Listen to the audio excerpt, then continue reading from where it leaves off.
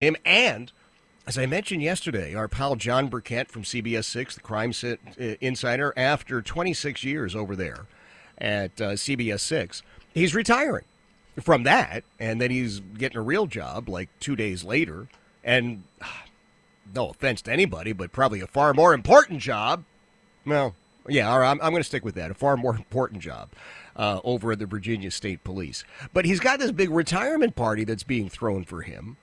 And you can actually attend it. I did not realize this at first. Yeah, I will have the gentleman who's organizing the whole thing join us this afternoon. He and I were chatting the other night because I was just calling up to get some details for myself and for Heidi, because I'm excited about it. I mean, I'm sorry to see John leave CBS 6. I think it's a great operation over there. But with all of that,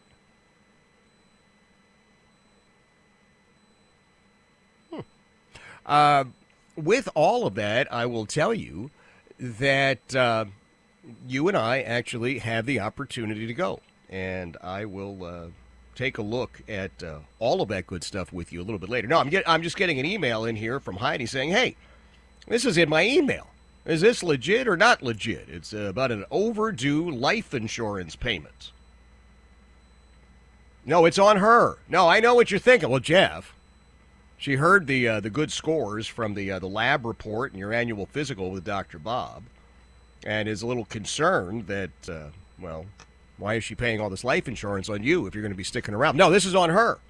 She's also healthy, but I did say to send it over my way. Is anybody signing their kids up for scouts? You know, we're that time of the year, school's back in session, and we've got all the signs popping up. Right, the little Cub Scout meetings are happening. The little Girl Scout meetings are happening. And you know, I was a Scout dad. I was a Scout leader. I was really all in with Scouts. And I am at a point in the year 2026 that if I had sons of that age, I wouldn't put them in Boy Scouts or Cub Scouts or Scouts USA or Scout-a-Palooza or whatever the hell it is they're calling that operation now. Because they've taken everything that Boy Scouting used to be. They've turned it inside out. They've shaken every single stinking penny out of parents' pockets. And then they have turned you upside down yet again to get another nickel out. And then another nickel, and then another nickel. I don't think I ever saw a more intentionally greedy operation than I did when I was at the end of my time with the Boy Scouts. It pained me. It really did. See, when I was a Scout leader, we had certain rules we put in place to make sure that every boy who wanted to participate could participate. And we were fortunate where we lived, up on the North Shore of Boston. We were in an okay place financially. But we also had a city, a small city right next to us, that was, to put it mildly, impoverished. And we wanted those boys in that community to also be able to take part in Scouts. And their parents didn't have two nickels to rub together. There was no way they were going to be able to afford the hundreds of dollars it would take to buy a Scout uniform, or to buy the latest badge or a bauble or a belt loop. And so what we did when I was the Scout leader is we got all of our boys together, and we said, let us help those boys over there. And we did.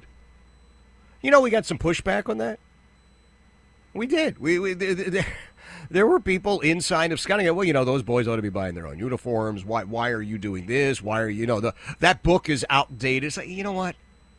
Either you care about these boys or you don't. And then when I came south, I came down here.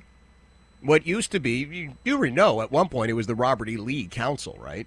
Did you know that? Yeah, they renamed that years ago. It became the Heart of Virginia Council. And there were good folks there. I don't want to tell you there weren't. There really were. There's some really fine people there. But I was on some committee, which I swear to you, every committee meeting was exactly the same as every other committee meeting, and the only thing that was accomplished at any of those committee meetings was scheduling a date for the next committee meeting. I mean, nothing got done.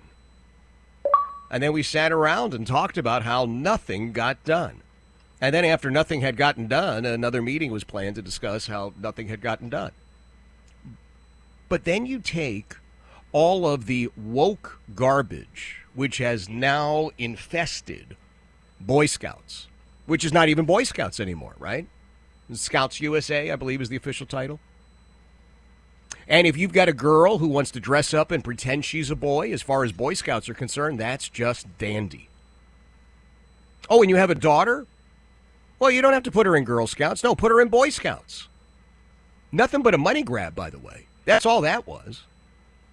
Because the folks who own and operate Scouts, what used to be Boy Scouts, looked at the numbers falling because of all the woke crap and said, well, crap. Let's just open it up to girls and be done with it. So that's what they did. And they had all sorts of arguments, if you remember. Well, you know, for Venture Scouts and other high-level Scouts, Explorers and the rest, they've always been boys and girls together, right? But it's always been different. Cub Scouts and Boy Scouts was all about developing leaders within a community. And you cannot do that when you have girls in the operation. You cannot take girls and turn them into fine young men. You cannot take girls and make them into great male role models. You just can't. But the Scout folks said, well, whatever. We want the money. We just want the money. So I am curious, and I want you to hit me up over on the James River Air text line, okay? 833-804-1140, 833-804-1140. If you have younger boys, are you putting them in Scouts, or are you doing something like Trail Life? Because if I had boys of that age, again, I wouldn't come within a mile of Cub Scouts or Boy Scouts at this point.